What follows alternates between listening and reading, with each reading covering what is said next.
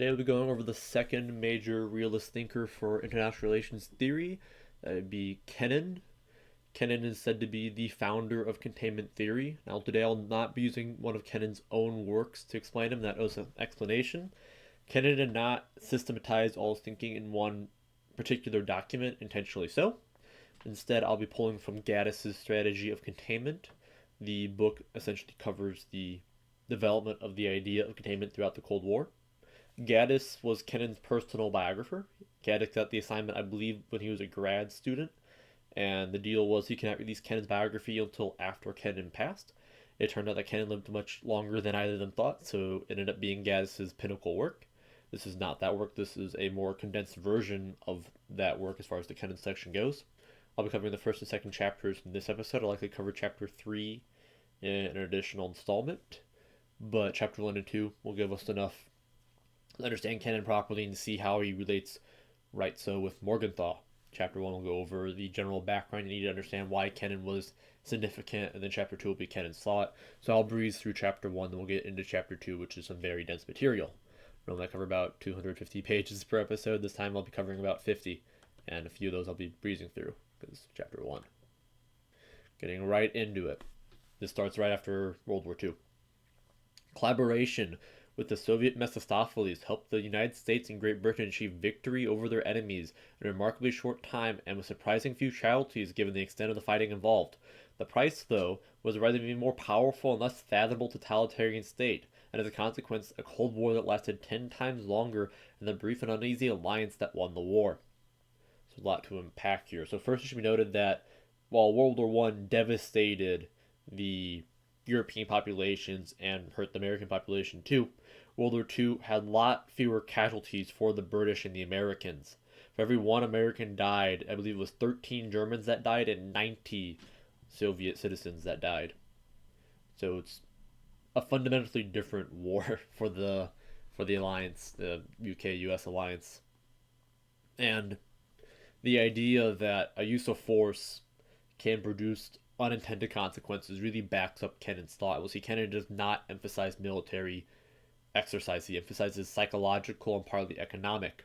It's most people don't, when it comes to realism, like realism really does focus on diplomacy. It's its main thing. Most people think it's mostly about power, military, etc. It's important, and you can't do diplomacy without it. But the means to get to the ends for realism is the psychological domain, and we'll see that with Kennan particularly. It says here, it would be an injustice to wartime policymakers to imply, as too often been done, that they're oblivious to the problem that there'd be need containment afterwards. People to think, oh, just Kennan came with containment out of the blue and went from there. But there are some people thinking beforehand. We'll get to them in a second. In fact, containment was much on the minds of Washington officials from 1941 onward. The difficulty was to mesh that long-term concern with the more immediate imperative of feeding the Axis. So when it comes to World War II era policymaking, we already addressed in the Morgenthau text that the U.S. lacked a strong diplomatic service at the time, that it was still novice when it came to foreign policy, etc., etc. So Roosevelt himself led the U.S. foreign policy, so much so that after Roosevelt died, the Soviets thought that Truman took a 180 turn with Roosevelt's policy because they didn't understand what Roosevelt was doing or his end goals. No one really does because he shrouded everything in secrecy, but we'll get to that in a second, I think. So, one person that was for containment, William C. Bullitt, former ambassador to the Soviet Union and now one of the country's most vociferous critics, said it best in a 1948 Life magazine article titled How We Won the War and Lost the Peace. Bullitt himself advocated an alternative strategy 5 years earlier that refused a top-secret memoranda to Roosevelt. Stalin's war aims were not those of the West, he insisted. Those who argue that participation in the anti-fascist coalition had purged the Soviet dictator of his autocratic and expansionist tendencies were assuming, on no basis of evidence, a conversion as striking of that of Saul on the road to Damascus.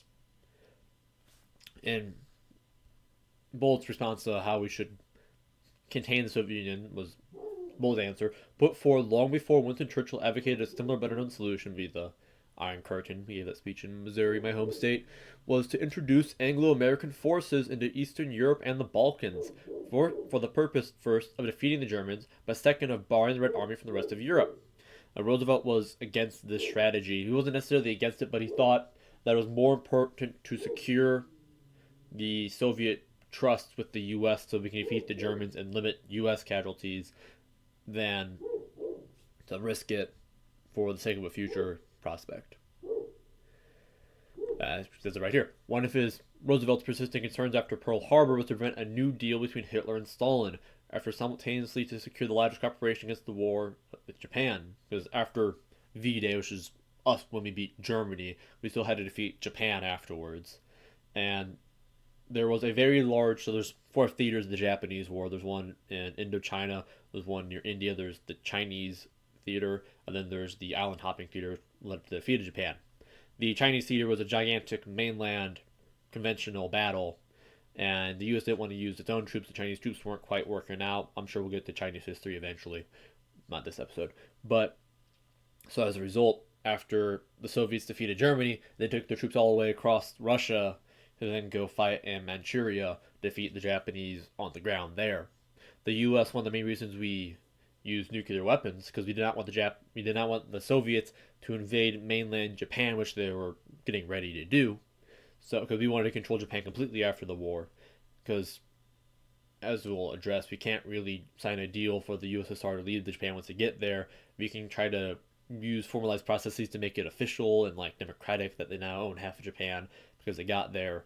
But we'd rather just nuke Japan and take it all for ourselves so we can reconstruct it as we like it rather than have to split it with the Soviets as we did with Germany. And, yeah, to finish the sentence, the geopolitical requirements of keeping adversaries divided, therefore, constitute one of the more powerful arguments against military deployments directed against Russia as well as Germany.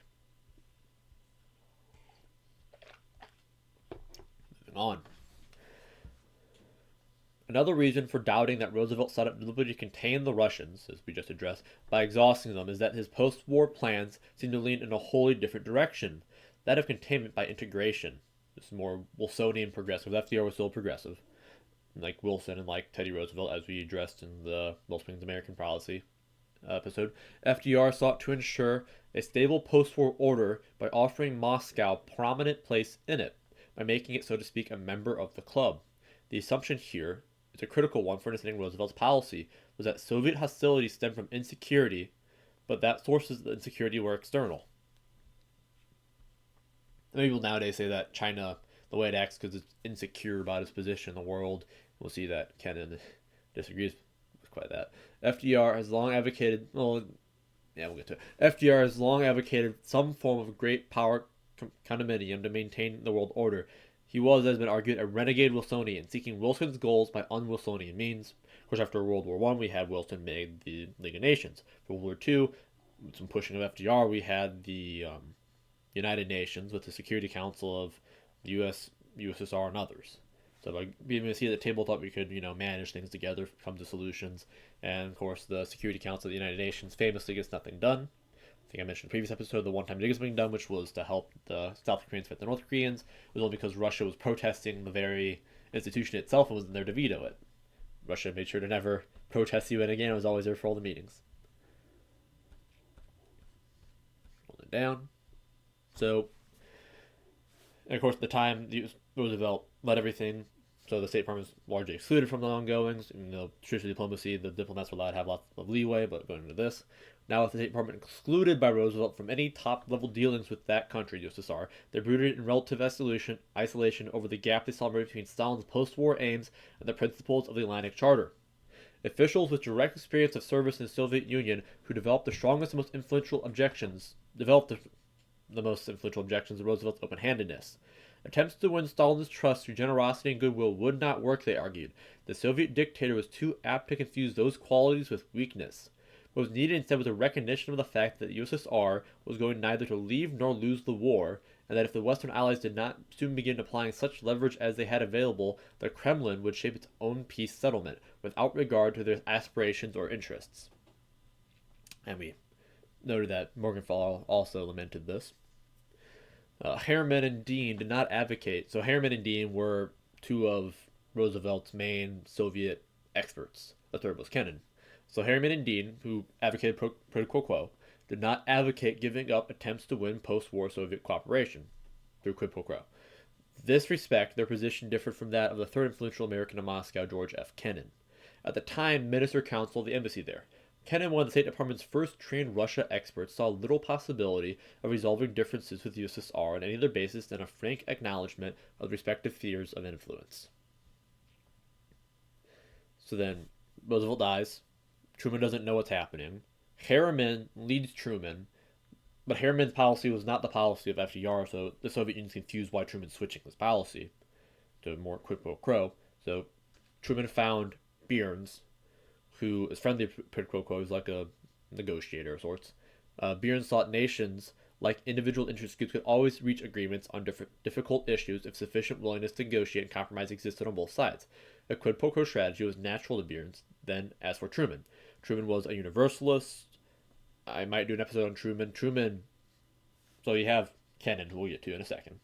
And then Truman instead came up with NSC 68, which was a gigantic expansion of military power and universalist. So Truman was heavily a moralist, possibly more moralist than Wilson. And Kennan, at the same time, is trying to make a policy that Truman largely rejects, but takes like the labels from. When I get to my episode on the implementation, we'll get to that. But Truman, talking about quid pro quo.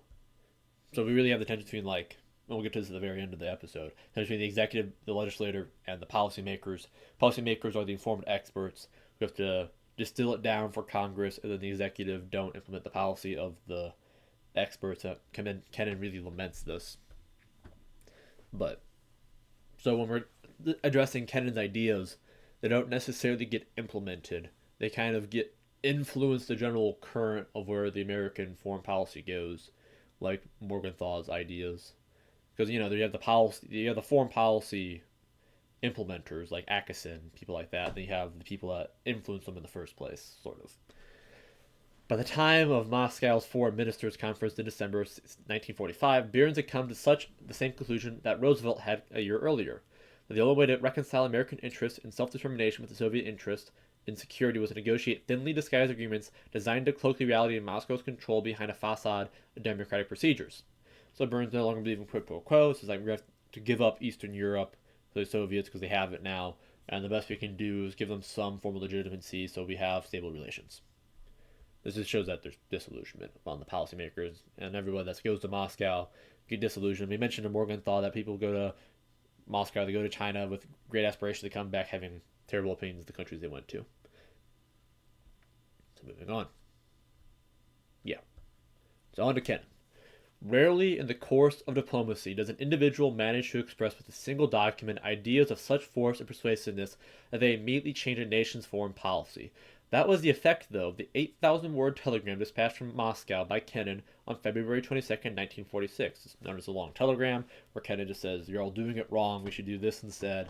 And it just struck a chord, and everybody, it really just allowed all the people that were having disagreements to come together, unify around this one document, and push it through.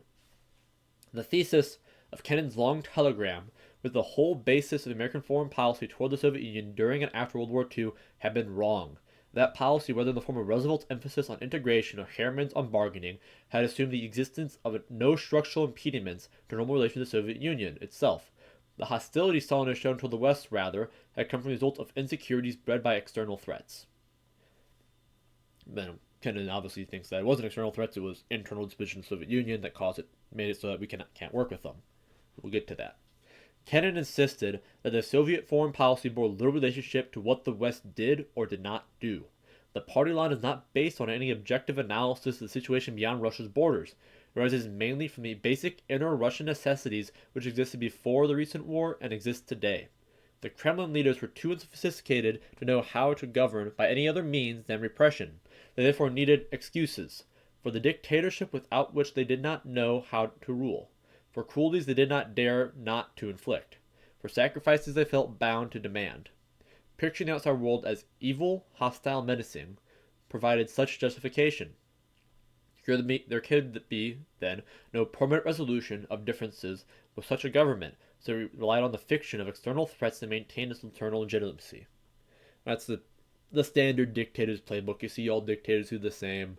When I research China, all they do is what Xi Jinping's doing now with Taiwan, etc., etc. Now, this little blurb gives us a good outline of how what the pivot really looks like. New strategy contains several departures from past practice. 1. No further efforts will be made to conceal disagreements with Russians. Rather, these will be aired openly, frankly, but in a non-provocative manner. 2. There will be no more concessions to the Soviet Union.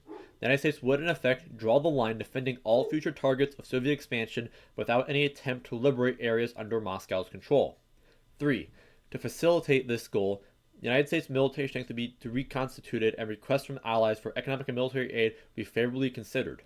4. Negotiations with the Soviet Union would continue, but only for the purpose of registering Moscow's acceptance of American positions or of publicizing Soviet intransigence in order to win allies abroad and support at home. So this is really what Morgenthau has in mind when we talk about his principle of diplomacy. And we're going to see more what this looks like. So Kennan is Morgenthau emphasizes more on the actual diplomats themselves, like Kennan sees like a more generalized approach, per se. But we'll fundamentally deal with what we call diplomacy. So Gaddis here has a 1.5 page little intro to Kennan. I'm going to read this. This is chapter 2 now. Kennan's abrupt transition from career diplomat to Cold War strategist grew out more than just an outrageous encumberment of the telegraphic process. By the time the long telegram had won him the reputation of being the government's foremost Soviet expert, there was already in his writing and thinking a depth of strategic vision, a knack for seeing relations between objectives and capabilities, aspirations and interests, long-term and short-term priorities, rarely found in hairy bureaucracies. It was this quality that commended him to Secretary of Navy James V. Forrestal, a very important figure, a man of similar concerns, as the ideal of Deputy for Foreign Affairs. At the newly established National War College in Washington, the nation's first institution devoted to the study of political and military affairs at the highest level, Kennan's success there in turn attracted the attention of George C. Marshall, who upon becoming Secretary of State early in 1947 resolved to impart greater coherence to American diplomacy by organizing a policy planning staff charged with formulating and developing long-term programs for the achievement of U.S. foreign policy objectives. So, Kennan's quickly moving through the ranks, but more broadly looking here, going back to Morgenthau saying that the U.S. really didn't have a diplomatic service here or much knowledge of how foreign affairs should be done, we can see the creation of all of these what we consider important institutions just now being made after the war. So it really was ad hoc here. We had to build everything from scratch, and this just shows that, especially after the death of FDR, who was running everything for, 12 years of presidency. In May of that year, Kennan left the War College to become the staff's first director. His place in Washington was by that time unique. He was alone among top officials combined knowledge and of experience in Soviet affairs, exposure to what we called the national security studies, and a position of responsibility from which to make recommendations for action. In the summer of 47, Kennan inadvertently added fame or notoriety to the list, depending on one's point of view. With the publication of Foreign Affairs of The Sources of Soviet Conduct, the article that introduced the term containment to the world. Attributed only to Mr. X to preserve Kennan's anonymity, the essay nonetheless quickly fell victim to the repertorial enterprise of Arthur Kroc, who revealed the authorship and thereby imparted to it something of the character of an official policy pronouncement. This revelation in turn provoked the critical zeal of Walter Lippmann, who dissected the piece in a series of articles far exceeding the length of the original. His result was confusion that has persisted ever since. Because Kennan never intended the X article as a comprehensive statement of national strategy in the first place, it reflected only the imperfectly his thinking on that subject. Careless drifting over produced passages that appeared to contradict positions Kennan had been advocating within the government, so much so that he found himself in places agreeing more with Lippmann's critique than his own article. And Kennan's official status precluded public clarification of his views, which had to wait until his memoirs were published 20 years later. As a consequence, there's developed a kind of cottage industry among Cold War scholars devoted to elucidating what Kennan really meant to say. All his attention suggests Kennan's importance as well as his elusiveness, for although his role is by no means decisive in sharpening the Truman administration's approach to the world, his ideas, more than those of anyone else, did provide an intellectual rationale upon which it is based. As Henry Kissinger would later put it, George Kennan came as close to authoring the diplomatic doctrine of his era as any diplomat in our history. What follows is an attempt to reconstruct that doctrine, based not simply on the X article or Kennan's rare published pronouncements from the late 1940s, but also on the policy planning staff studies produced under his direction, the off-the-record and times classified lectures he continued to deliver at National War College and elsewhere in the government after assuming his State Department responsibilities, and his own surviving notes, memoranda, and recorded extemporaneous comments. Subsequent chapters will examine the extent to which the Truman administration actually implemented that strategy and to which succeeding administrations modified it in the years to come. I hope this gives a demonstration as why I chose to do this work than attempting to do all this work myself, because Gaddis really did devote his life to trying to understand this particular era of intellectual history as far as foreign affairs go. It is a fantastic job at it. I wrote this book is easily in the top 10 of the most important books for anyone that wants to inspire to be an IR theorist.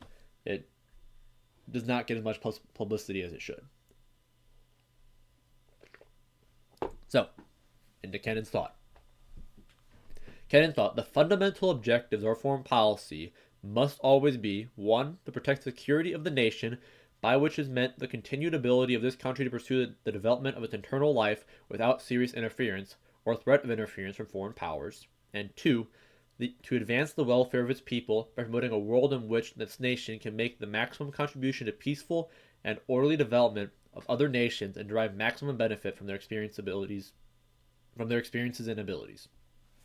So this really does align perfectly with Morgenthau right here, because we have the first premise is that the nation must be strong and be able to protect itself, while the second is that you're cultivating an international environment for the betterment of everybody and for the promotion of peace. And we'll see that Kennan's thought is that we need to make, in the future, some way to bring back this international society that Morgenthau keeps emphasizing over and over again. They'll use different languages because they're writing at the exact same time as one another. Like, when Kennan wrote his long telegram in 47, Morgenthau published Policy of a Nation the same year? That was 47 also, or was it 50? Roughly the same time. But they're contemporaries, but they're coming up with the same ideas because they're being naturally led there.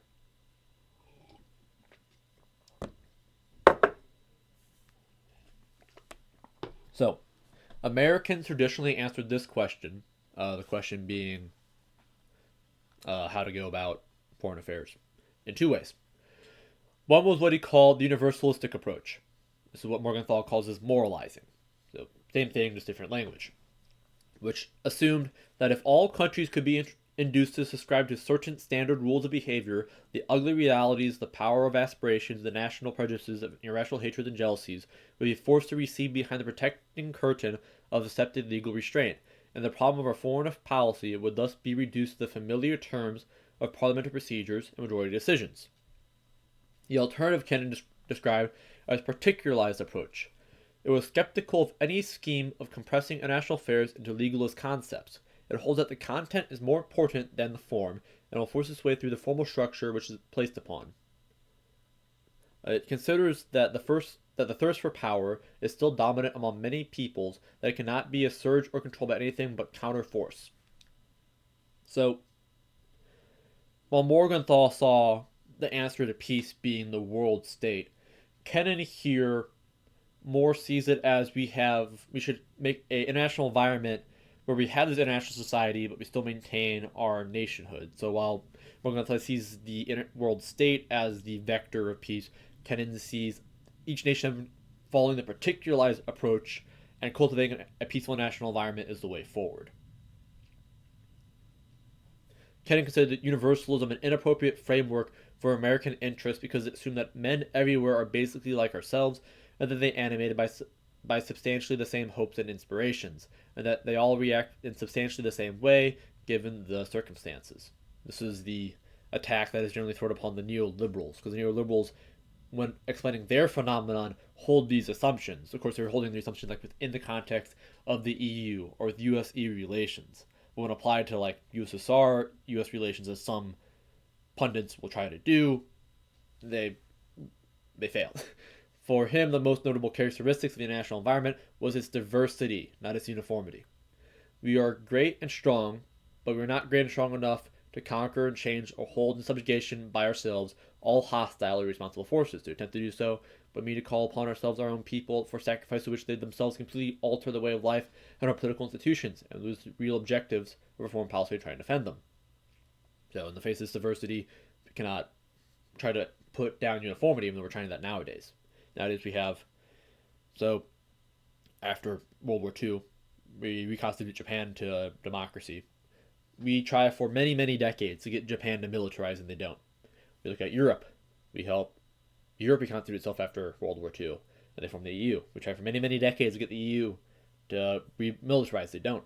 So now the U.S. is overextended. We're doing just this, what Kennan said not to do, where we're trying to put uniformity on both China and Russia. Or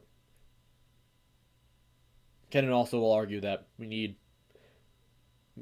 need different military-industrial bases to balance power. So we're essentially not following Kennan's doctrine by trying to make the balance purely with ourselves and try to make uniformity on the world rather than respecting these differences and not overextending ourselves. Because the realist school really emphasizes the limited resources we have to go about implementing our foreign policy, while when Truman made NSC 68, it called for massive amounts of debts, unparalleled and, well, been since parallel, but at the time it was unprecedented. And the logic he used to do this was Keynesian logic, that the more debt we take out, the better our economy could get, and that our economy will grow so fast that we'll pay off the debt. So Truman, even though he's an idealist, so he had to think of different rationale to justify going about his universalistic bent. Nowadays, U.S. national debt is massive, and it's going to lead to recession at some point. You have to either inflate our currency to pay off the debt, or pay off the debt through massive taxation. There's no getting around it. People, for some reason, act like this is normal. And Kennan says this is a terrible thing to do. Kennan thinks that the strength of the U.S. industrial economy and the spiritual health of our people is the best thing we have to combat authoritarian states like the USSR or the PRC China today. And we'll get to that. So then another Kennan quote here to move us along. Unpleasant as this may be, we have to face up to the fact that there may be... So Kennan here is addressing... So Morgenthau thinks peace at all times. Morgenthau thinks peace of all time in a world state to make sure there's never peace. There's always peace. Kennan is more favorable to nations, a national environment, and the possibility of war to get small wars than to settle differences than risking large wars. So it says here, unpleasant as this may be, we may face up to the fact that there may be instances where violence somewhere in the world on a limited scale is more desirable than the alternatives, because those alternatives would be global wars in which we ourselves would be involved, in which no one would win, and in which all civilizations would be dragged down. I think we have to face the fact that may be arrangements of peace less susceptible to the security of this country than isolated occurrences of violence. And he says up here that there is peace behind the walls of prison, if you like. There is peace in present-day Czechoslovakia. This is essentially the same thing Reagan said in his Time for Choosing speech, where we could have peace today with the USSR if we just surrender. But Ken thinks that there are many instances where we should actually be willing to risk war and go to war for our values. I'm sure Morgenthau says the same thing, not the straw man Morgenthau. But Morgenthau, his ideal as a world state is to get rid of peace, but the world state, as China scholars argue, when I studied under Professor Feiling Wang, argue that if you have a world state, it can be prone to corruption, and you'll have chances for massive civil wars. Like the civil wars in China would kill massive amounts of people. Like I think after the Han fell, 2/3 of people starved to death because all the infrastructure broke down. Many occurrences of that. Anyways, so perhaps the whole idea of world peace has been a premature, unworkable, grandiose form of daydreaming, Kennan argued in June 1947, and that we should have held up as our goal peace, if possible, insofar as it affects our interests. So moving on. Different topic, because Gaddis jumps from topic to topic. He's getting all of Kennan in this one chapter. It's truly a fantastic chapter. Our safety depends, Kennan told the National War College audience in December 1948, on our ability to establish a balance among hostile or undependable forces of the world, and to put them where necessary one against the other, which is that if they spend in conflict with each other, if they must spend it at all, the intolerance and violence and fanaticism which they might otherwise be directed against us, they are thus compelled to cancel each other out and exhaust themselves in internecine conflict in order that the constructive forces working for world stability may continue to have the possibility of life. Essentially saying we should permit there to be a Japan that rises that's necessarily in our favor. We allow the Soviet Union to rise that's necessarily in our favor, not try to stop them, but let them rise. And the balance of power of the regions ensure that we're not affected. So long as there's balance of power in East Asia, they might have wars amongst each other, but not going to go to war with us because Japan's too busy fighting China. But instead, we don't have Japan, we just have China. So since we care about Japan, we're now taking over Japan's balance of power role, and now we have to actually fight China. Well, if we had Japan, Taiwan would never be a problem. Taiwan would still be a security concern for that region because it blocks China. We get the geography of China another day why Taiwan's so important. Apart from having semiconductors, there's geopolitical concerns there. But it'd be Japan's responsibility. Kennan actually recommended that we just give Taiwan to Japan and make it their problem, rather than have us deal with it. But instead, we got ourselves tied up to Taiwan. Moving on. We should select first, Kennan wrote in August 1948, those areas of the world which we cannot permit to fall in hands hostile to us, and we should put forward as the first specific objective of our foreign policy and as an irreducible minimum of national security, the maintenance of political regimes in those areas at least favorable to the continued power and independence of our nation. Kennan lists such areas included the nations and territories of the Atlantic Community, which include Canada, Greenland, Iceland, Scandinavia, British Isles, etc., countries of the Mediterranean and the Middle East as far east as including Iran and Japan and the Philippines. Taiwan's not on that list, and China's not on that list. We'll get to China later on, but Taiwan's definitely not on that list for Kennan. The creation in these regions, neither is Korea. He would not necessarily support the Korean War. The creation of these regions of political attitudes favorable to our concepts of international life will tax the full power and ingenuity of our diplomacy for some time to come to create such conditions of attitudes in the world as a whole is clearly beyond our power at this time and for many decades to come. Kennan further refined this concept the following month, and what he acknowledged was an oversimplification. What I'm trying to get at is that the heart of the problem here, and I'll concede to you that you can argue the details of it, Kennan told the students at National War College that there are only 5 centers of industrial military power in the world, which are important to us from the standpoint of national security. These were the United States, Great Britain, Germany, Central Europe, the Soviet Union, and Japan. And Germany and Central Europe is one. So that's one there. Only in these locations would you get the requisite conditions and climate of industrial strength, the population, the tradition which will enable people there to develop and launch the type of amphibious power which would have to be launched if our nation's security was seriously affected. At the time, it was not apparent at all that China necessarily rise. Some people predicted, some didn't. But it really wasn't until the 90s that China actually became possible that they could slowly become a threat to us. So Kennan was justified at the time for not including China on that list.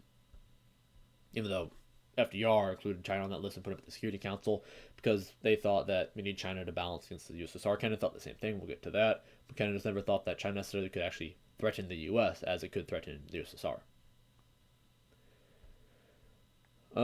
Moving on. It's a traditional principle of this government, he wrote in late 1948, to refrain from the interference in the internal affairs of other countries.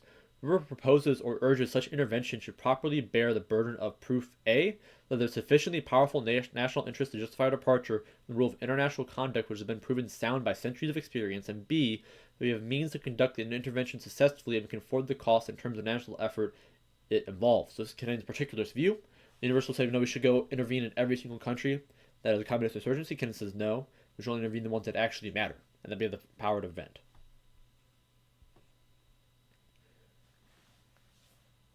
Moving on. Our country has made the greatest effort in modern times to treat questions of international life from the standpoint of principles, not of power, which is to say they're moralizing.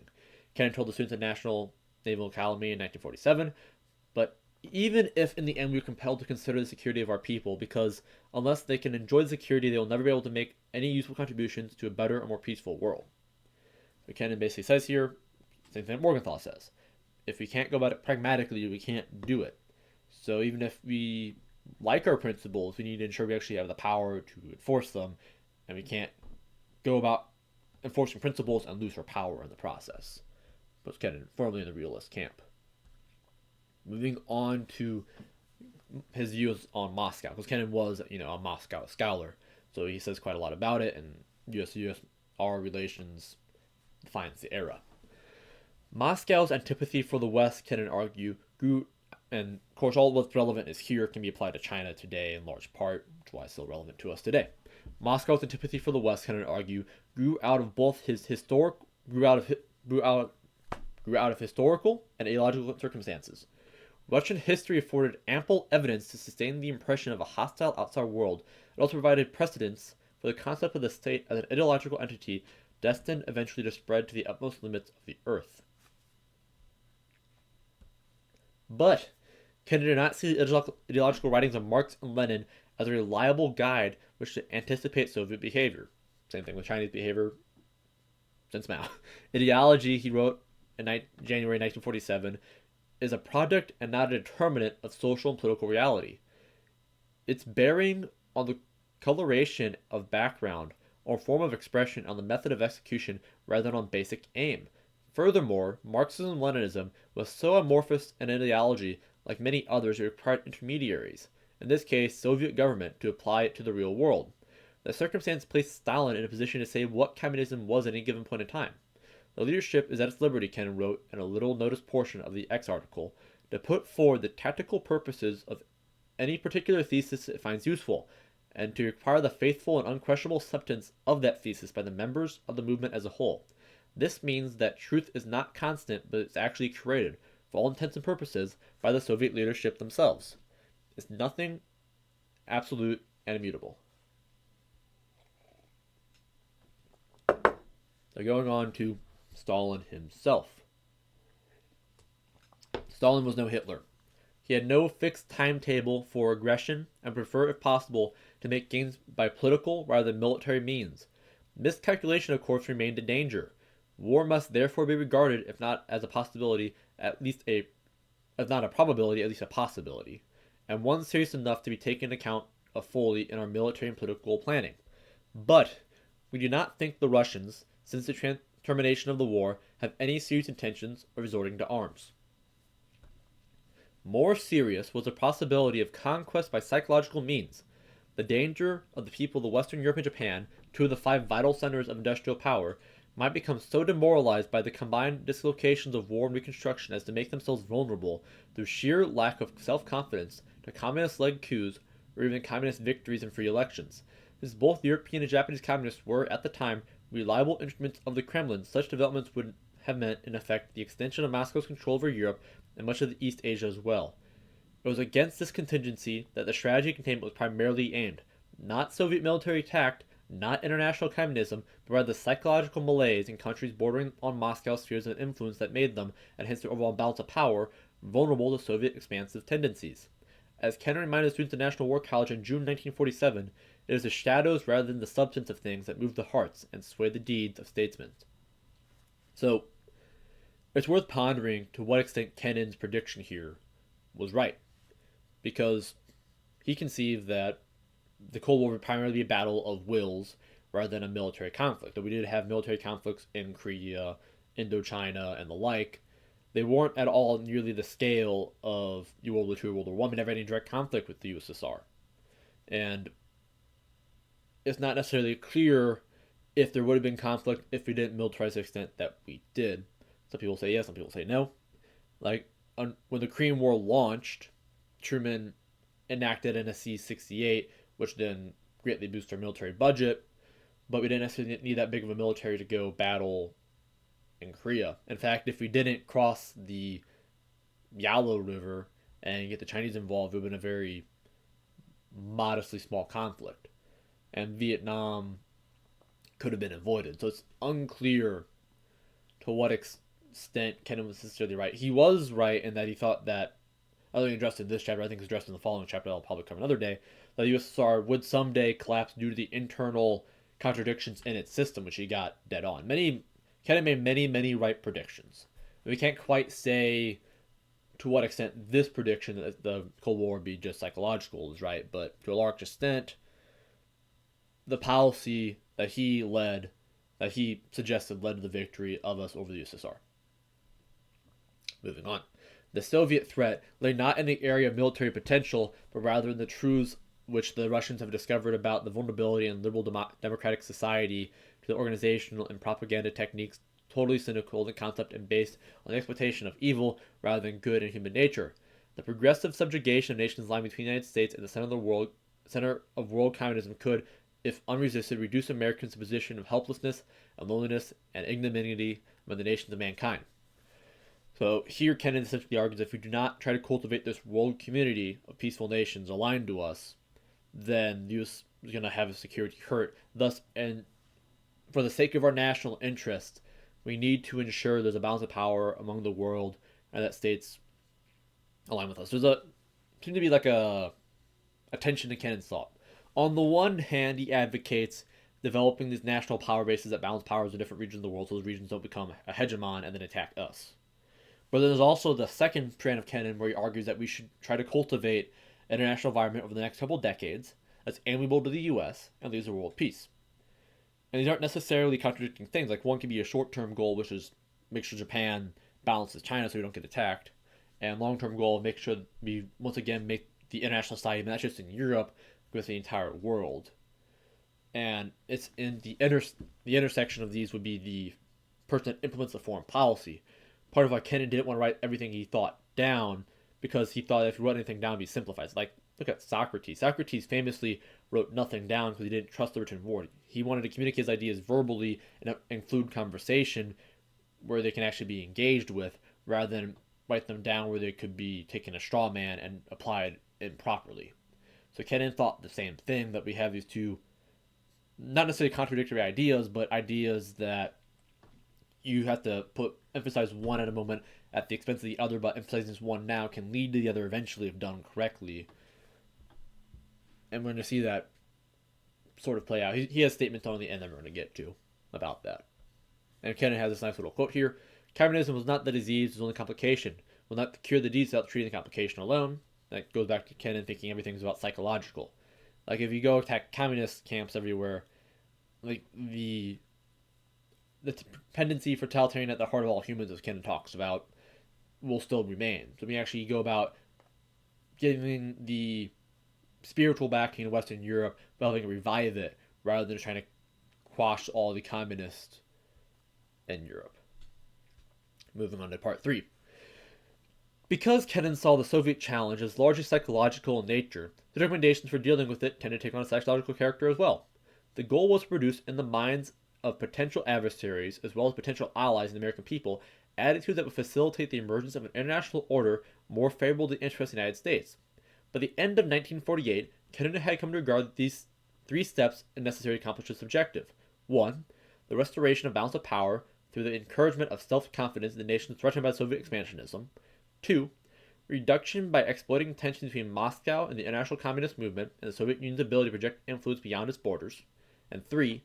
Modification over time of the Soviet concept of international relations with view of bringing them about the negotiated settlement of outstanding differences. Which is to say they want to bring the Soviet camp from the universalist viewpoint to a particularist viewpoint. Which we'll talk about how you can do that later.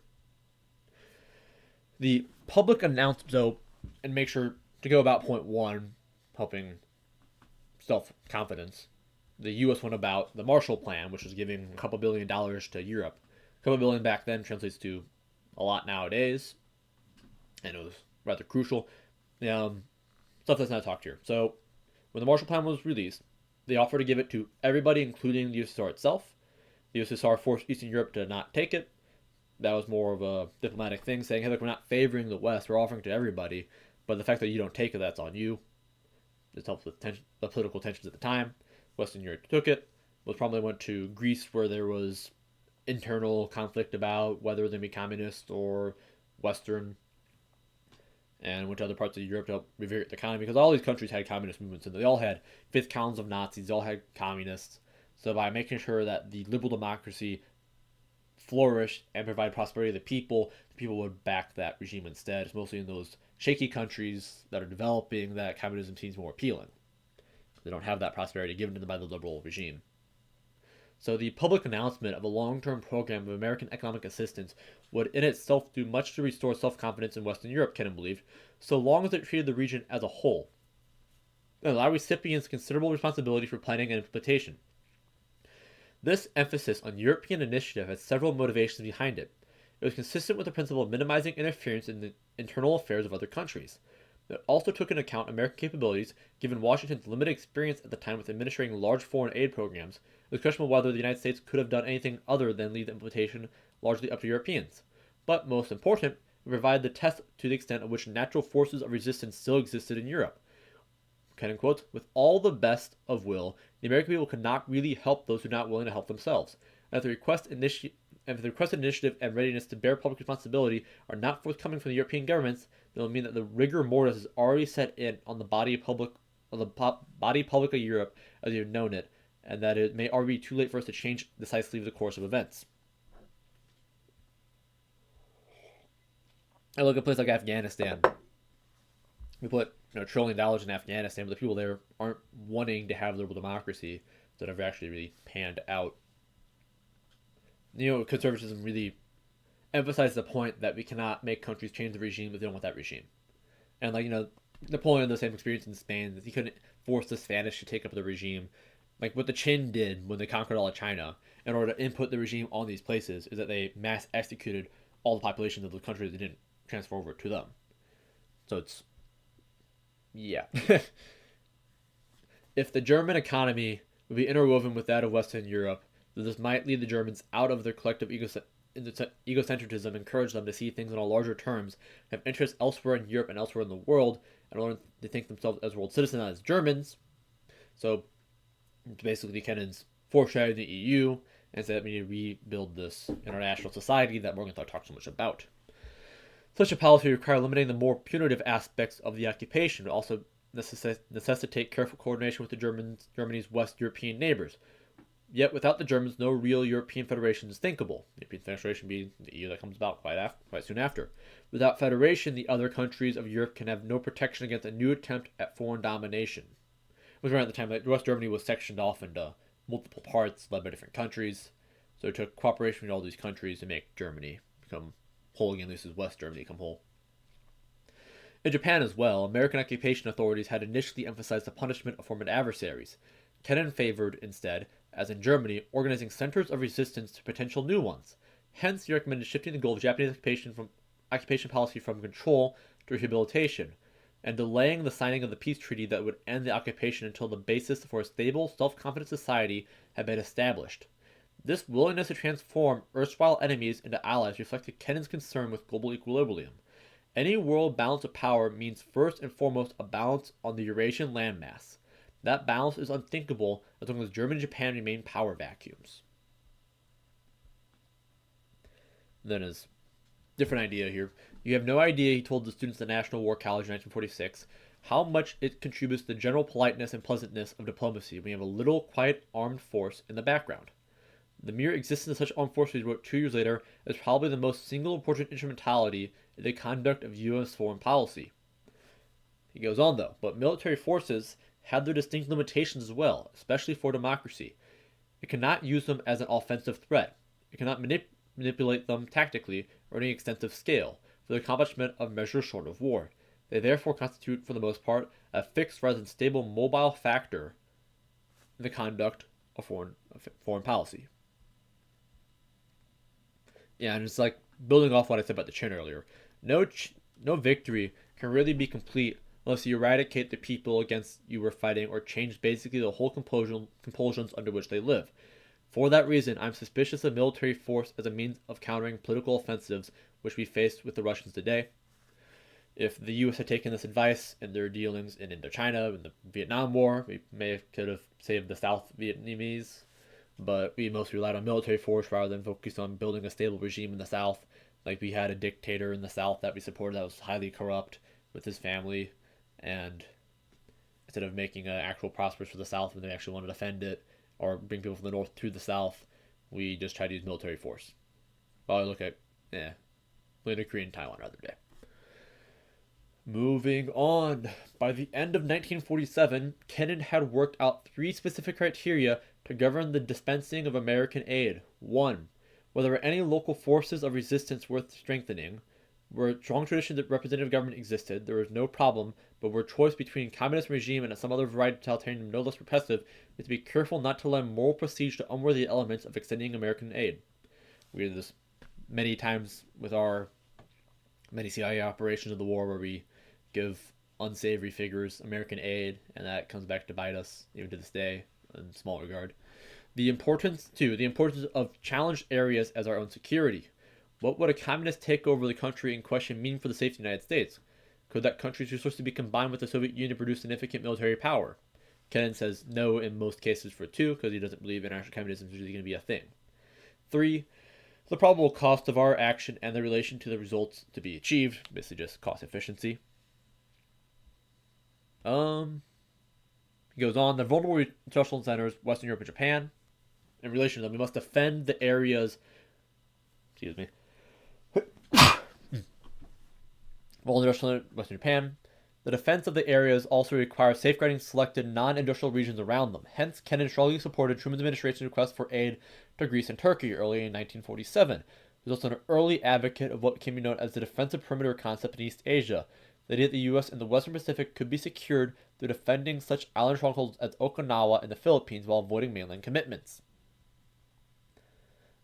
China specifically was an area the United States should avoid, he thought. If I had thought for a moment that the precedent of Greece and Turkey obliged us to try to do the same thing in China, I'd throw up my hands and say we have better have a whole new approach to foreign affairs.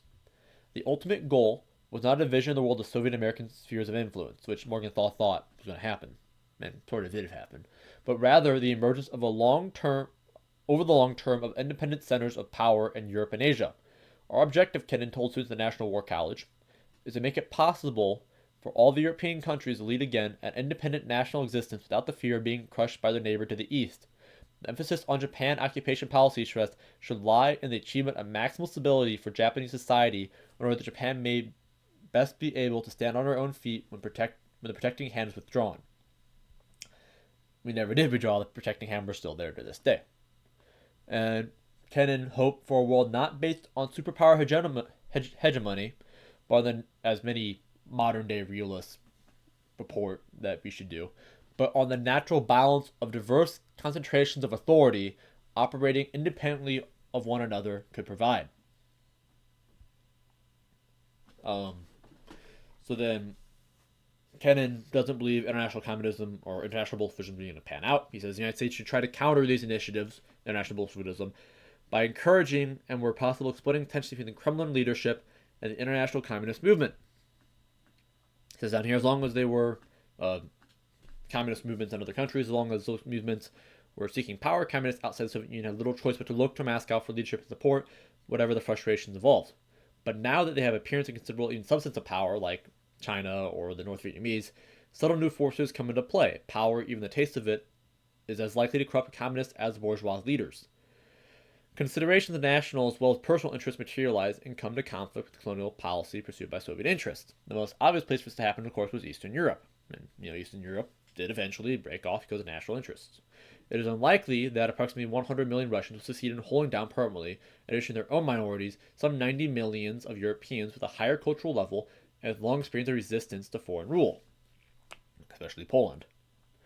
We have the Yugoslav Schism appeared in summer 1948, so quick history. There's a guy named Tito in Yugoslavia who successfully stopped the Soviet forcing him to follow him and broke off. When the Yugoslav Schism appeared in summer 1948, Kennan welcomed it, as confirming his analysis as a precedent for what might happen elsewhere.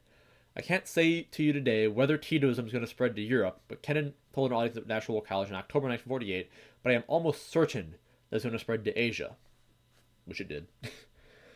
The men in the Kremlin, he observed in February 1947, would suddenly discover that this fluid and subtle oriental movement, which they thought had held between the palm of their hand, had quietly oozed away, speaking about China right now, between their fingers, and that there was nothing left but a ceremonial Chinese bow and a polite, inscrutable Chinese giggle. So Mao possibly respected Stalin, but after Stalin died and Khrushchev came to power, Mao wanted to lead the international communist movement. And that's when the schism really broke off. The schism between the USSR and China really happened, and they had even border conflicts and a bunch of other things. And the Soviet Union promised to give China the atomic bomb. They ended up not doing it because they feared what Mao would do, rightfully so. And Kennan even at one point suggested that the communist-dominated China might pose more of a threat to the security of the Soviet Union and to Moscow's control over the national communist movement than it would to the United States, since China would lack for many years an industrial base capable of producing instruments of amphibious and air warfare. And arguably, the USSR feared China a lot more than we feared China at this time. And China was still deathly afraid of Japan. We kept threatening China, let Japan militarize again China if you do X, Y, or Z. even though we were begging Japan to militarize and they won't, but just the fun of diplomacy.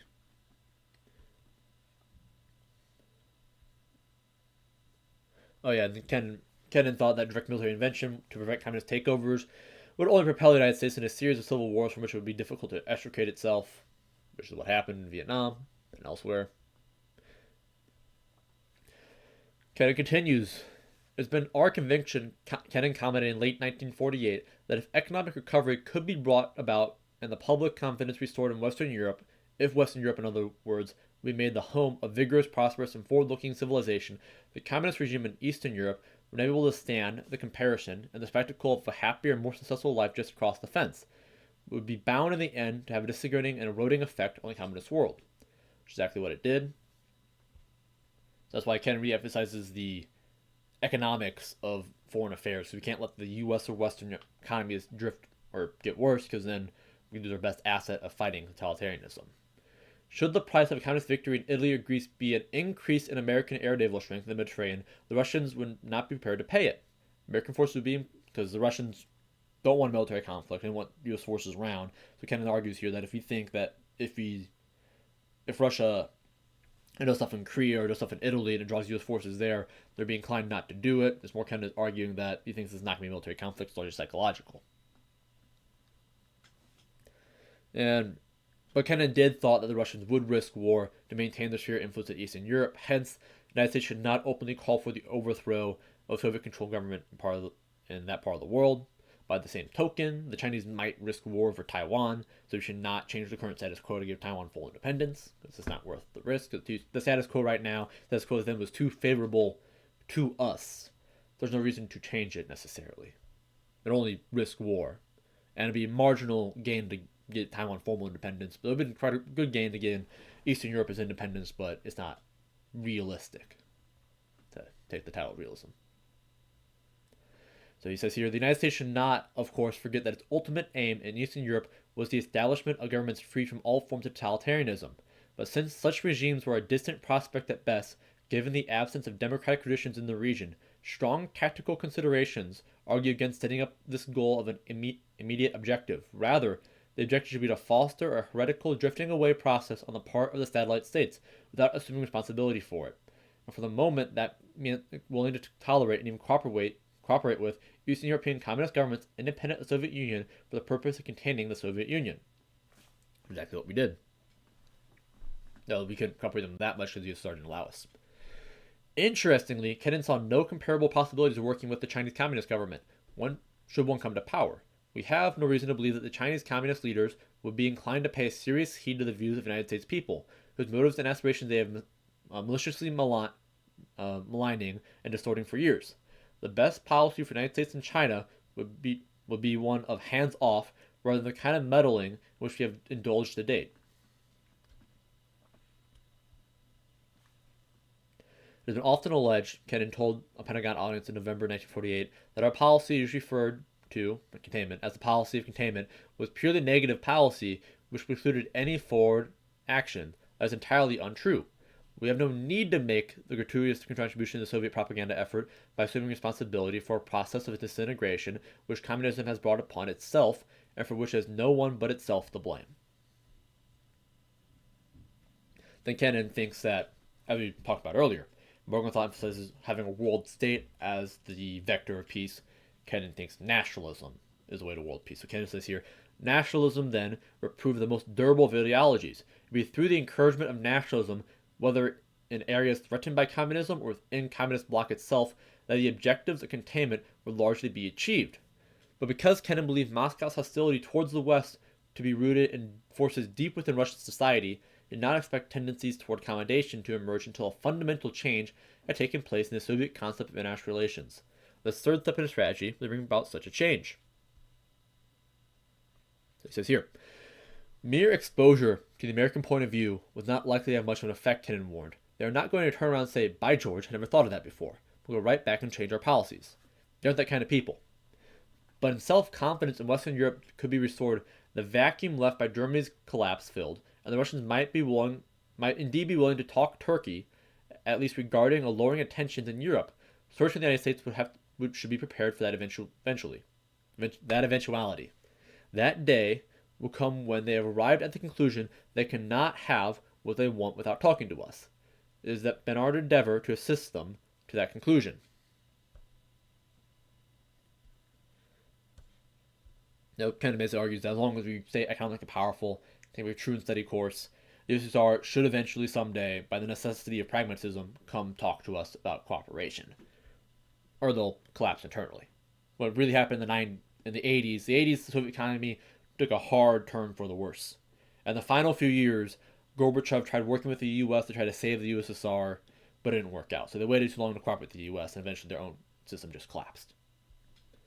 But we did have some improvements to diplomacy between 47 and 91 that I might cover someday. It may be the strength, and Kennan says here, it may be the strength and health of our respective systems which is decisive, which will determine the issue for us. The issue being how the 20th century plays out. And that's exactly what happened. The health of our system went out. So then, this last section here, final few pages before I call it an episode, Kennan talks about the problems he had in the implementation of the policy. The next chapter of this book I might cover is just purely how this policy was implemented. Kennan here is talking about having to deal with being an intellectual within this system. So, part 4, chapter 2. Kennan gave relatively little thought to the problems of explaining the containment to Congress. Kennan says here, quote, the pursuit of power by diplomatic means, like the pursuit of power by military means, calls for discipline, security, and the ability to move your forces swiftly and surely, taking full advantage of concealment of your own thoughts and element of surprise. Can you conduct a modern foreign policy where one great part of your action can be determined on a day-to-day basis by persons subject to professional discipline and matters in security and of other matters, whereas another great part of your action has to be determined by bodies which meet only periodically and take the decisions under the peculiar pressures of public debate and compromise? Say Kennan did not like Congress. He quotes, the understanding of governmental policies in the field of foreign affairs cannot be readily acquired by people who are new to that field, he noted in 1948, even when they are animated the best will in the world. It is a matter of educating and training which years are required. Going on. The very act of transforming expertise into policy guidelines distorted that experience, Kennan believed. It was misleading to assume it possible to describe in a few pages of a program designed to achieve U.S. objectives with respect to the USSR. Documents of this nature produce oversimplification and rigidity when what was needed were sophisticated assessments of changing situations together with the flexibility to act on the basis of them. And even if usable guidelines could be devised, there's no guarantee the bureaucracy would follow them. This is essentially explaining why Kennan didn't write like a politics among nations like Morgenthau did. Kennan, more so than Morgenthau, emphasized the implementation of his thoughts. He was more foreign policy oriented, and Morgenthau was more theory oriented. So though Kennan was in the bureaucracy, Kennan had a very low opinion of the bureaucracy. I have a quote here. I do have a quote here. The simple fact was that no policy and no conception will stick in our government unless it be drummed into the minds of a very large number of persons, including quite a few whose mental development has not advanced very far beyond the age which is said to be the criterion for the production of movies in Hollywood. And there's another quote right here. Where is it? I think I highlighted it. Where's it at? Oh, yes, right here. I think we must not fear the principle of indoctrination within government services, he wrote 2 years later after 48, so 1950. The Secretary of State is charged personally by the President with the conduct of foreign affairs. There's no reason why he should not insist that his views and his interpretations be those of the entire establishment. So, Kennan had strong opinions about how government works. The prime example was President Truman's March 1947 speech to Congress on aid to Greece and Turkey, an employment of universalist rhetoric for particular purposes that deeply offended Kennan's sense of proper relationship between ends and means. He said here, my specialty, noted angrily in January 1948, was the defense of U.S. interests against others, not against our own representatives. And that is the last thing I've highlighted for Kennan. If I probably will cover the next chapter, implementing containment. It'll be a brief episode. You'll see why Kennan is so frustrated by all of this, because his recommendations is not get implemented, And when universalist ethics were implemented, bad things happened. Thank you for listening.